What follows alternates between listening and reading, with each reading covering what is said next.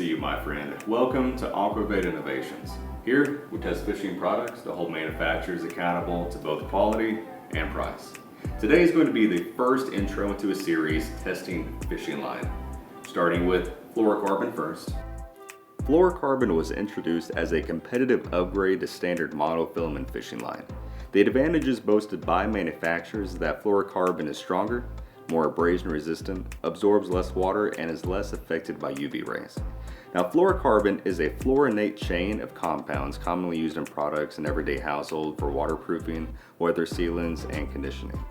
Most fishing lines on the market today are actually copolymer lines that are infused or coated with fluorocarbon. Now, in this video, we'll be testing a fluorocarbon resin, hybrid, and coated fishing lines. All of our testing will be done on this contraption right here. Specifically for fishing line, we'll be looking at 3 different testing parameters. We'll be looking at how far does the line stretch along with the actual breaking point. And then we'll be looking at an abrasion test being conducted on this wheel, the sandpaper. We'll have a 2.5 pound weight at the end of it and see how many rotations it can last before it snaps. This will represent going over any kind of logs, rocks, concrete barriers, and see what the actual abrasion resistance is for what the manufacturer states that it is. The strength testing will be conducted by wrapping the fishing line in multiple series around smooth metal anchor points. This will give each fishing line the best scenario, with the line being tensioned around a smooth rounded surface. The line will be stretched over a marked ruler and attached to another smooth anchor point on a scale. The pulling mechanism will be a 2-ton ratchet attached to 550 paracord. And just a disclaimer, we were not sponsored by any products here, nor did we have anything sent to us. We'd let you guys know, but in the end, it's not going to matter because results are going to speak for themselves. But without further ado, let's get testing. Seaguar 101 Basix 100% fluorocarbon fishing line. It boasts that this line is 100% fluorocarbon. It is strong, soft, and smooth casting. 10 pounds for this model. Line diameter of 0.285 millimeters. Berkley FluoroShield, fluorocarbon infused copolymer. States that has a higher abrasion resistance than the competition and is nearly invisible underwater. What's interesting about the Berkley FluoroShield is that it states that it's 10-pound fishing line, but the max break strength is going to be 14 pounds. The line diameter is 0.28 millimeters. For our third brand, we have Yo-Zuri Hybrid fishing line, 10-pound test with a diameter of 0.308 millimeters. What's interesting about Yo-Zuri is that it says that it lasts up to 10 times longer than ordinary nylon fishing lines because of a super resin process that blocks the penetration of water and the sun's ultraviolet rays. Yo-Zuri also claims that it stays stronger longer, is 100% waterproof, it's ultra durable, it has maximum knot strength, and it is super tough. For our fourth brand, we have P-Line Floroclear fishing line. It has a 10-pound test with a diameter of 0.29 millimeters. P-Line claims that it is virtually invisible, it has superior knot strength, and supreme castability. P-Line also claims that the line allows the anglers the opportunity to have the benefits of both fluorocarbon and copolymer.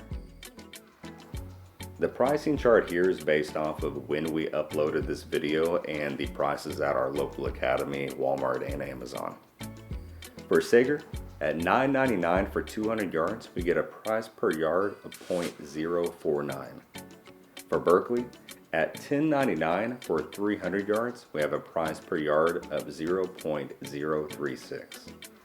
For P-Line, we have a $9.49 for 300 yards and a price per yard of 0.031.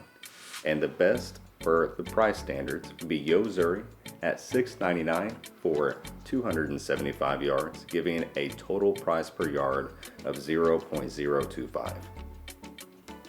This will begin our stretch and strength test for our 10-pound fluorocarbon. Seaguar 101 Basix 100% fluorocarbon.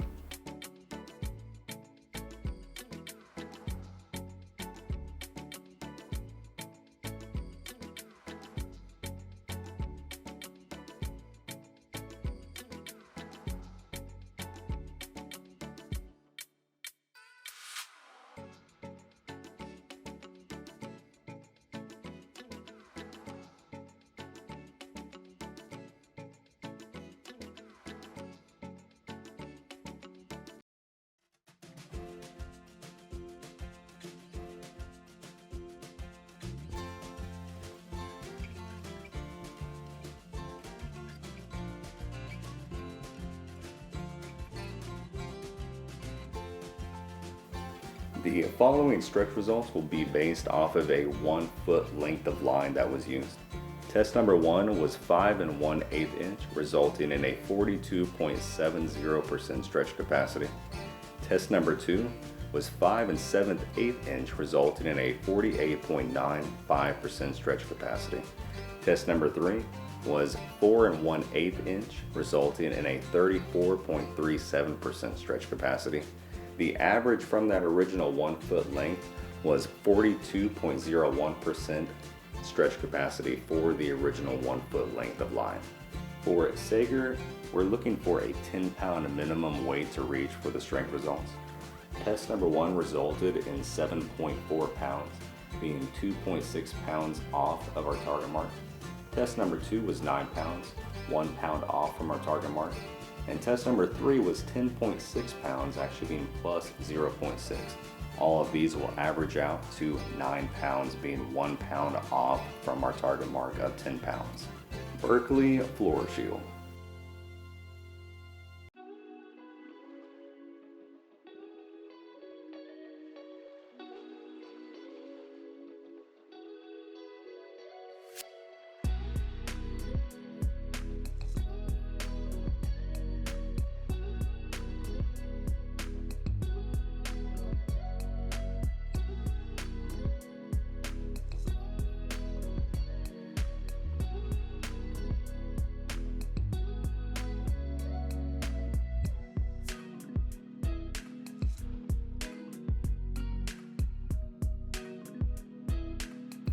For the 1 foot of line used, test number 1 resulted in a 2 3/4 inch, showing a 22.92 stretch capacity.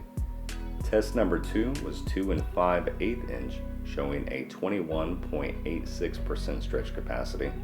Test number 3 resulted in 2 3/4 inch, showing a 22.92% stretch capacity. The average overall was 22.57% stretch capacity.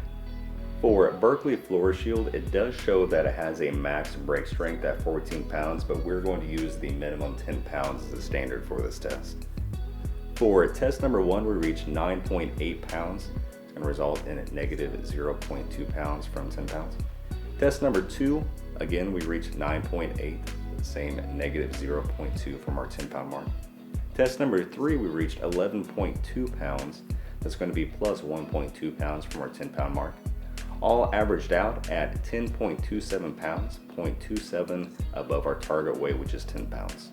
Yo-Zuri Hybrid.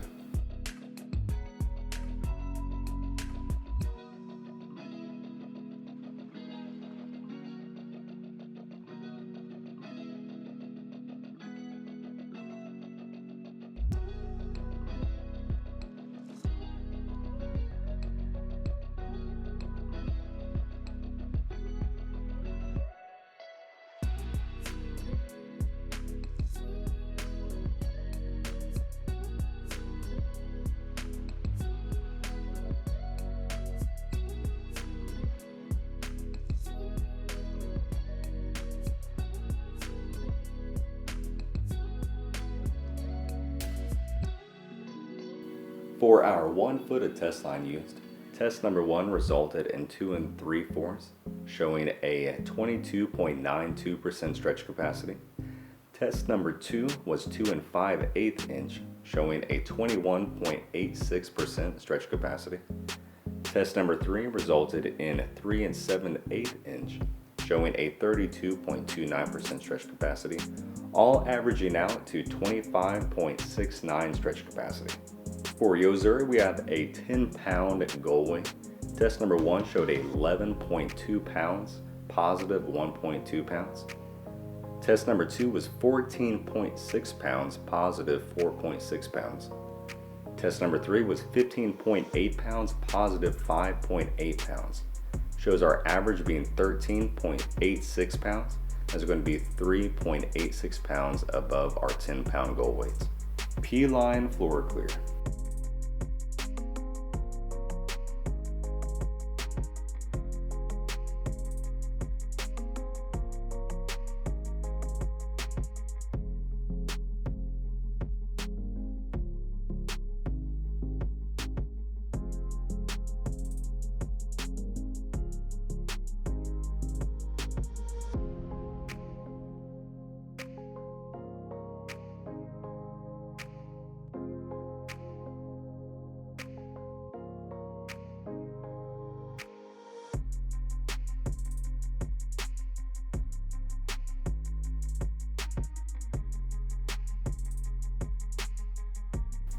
From our 12-inch test line, test number 1 stretched 3 1/8 inch, resulting in a 26.04% stretch capacity.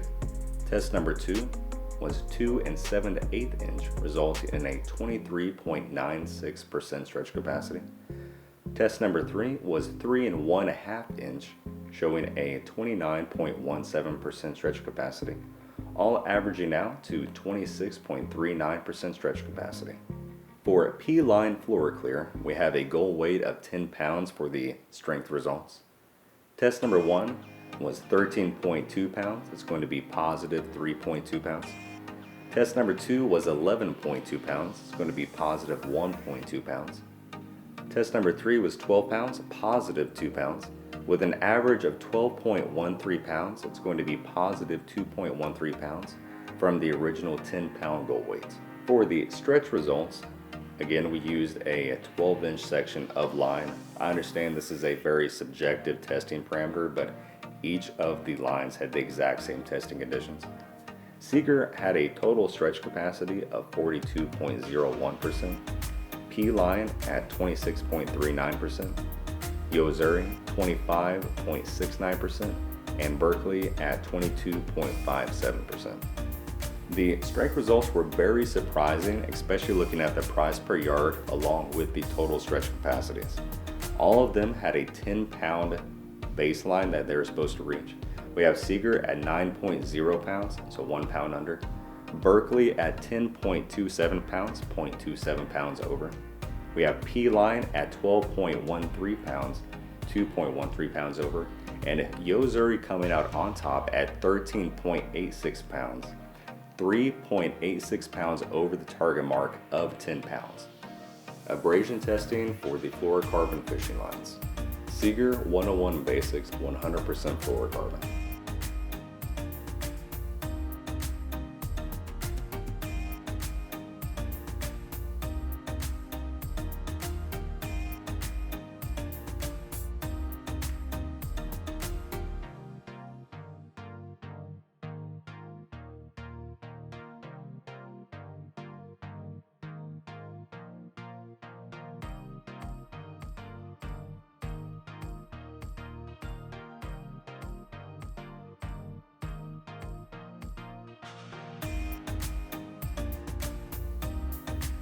Seaguar's abrasion results for test number 1 was 1 3/4 revolutions. Test number 2 at 1 5/8 revolutions. Test number 3 at 1 1/8 revolution with an average of 1 1/2 revolutions. Berkley FluoroShield.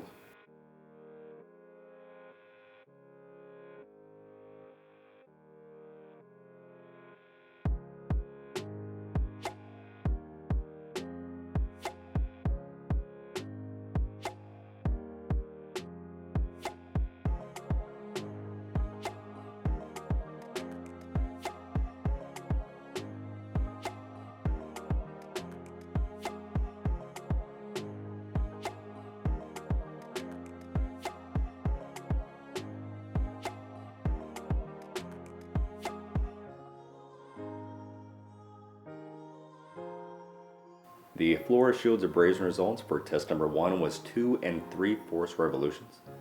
Test number 2 at 2 3/4 revolutions. And test number 3 at 2 5/8 revolutions with an average of 2 18/25 revolutions. Yo-Zuri Hybrid.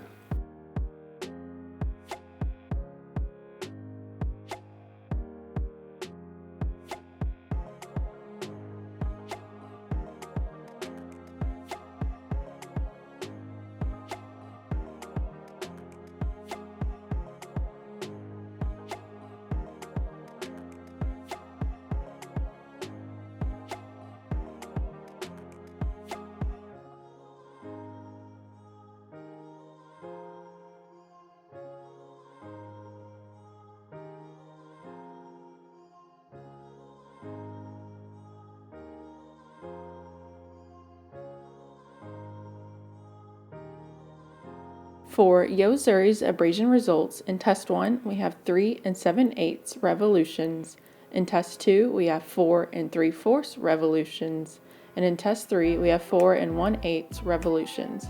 That gives us an average of 4 1/4 revolutions. P-Line Floroclear.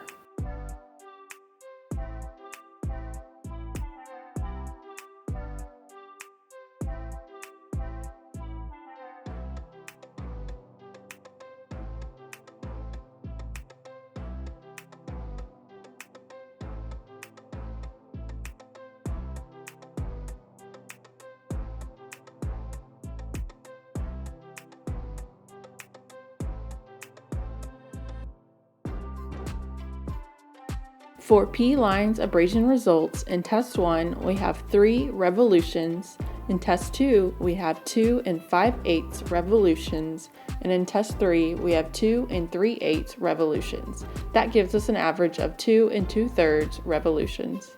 Now for these abrasion results, on our wheel we used 120 grit sandpaper and we changed it out per brand. For Seaguar we had an average of 1 1/2 revolution. For P-Line we had 2 2/3 revolution. For Berkley 2 18/25, and on top again is Yo-Zuri at 4 1/4 revolutions. After many yards of testing and 4 different brands, I think it's safe to say that we definitely uncovered some surprising results. Based on testing alone, Yo-Zuri came out on top overall, along with having a very attractive price point. On the human side, I really enjoyed the P-Line Floroclear. I like how it felt in tying the knots. There was decent flexibility along with overall ability to tighten the knot. However, in the end, which one do you prefer? Let me know in the comments below about your experiences with these brands. I hope you gained something from the testing on which line to trust with your big catches. If you found this video useful, give us a like and subscribe. If we can improve our testing in any way, send us an email. If you want a product tested, send us an email. Find it in the description below along with the rest of our social links. Well, my friend, that's all I have for you today. Stay safe out there, and I'll catch you in the next one.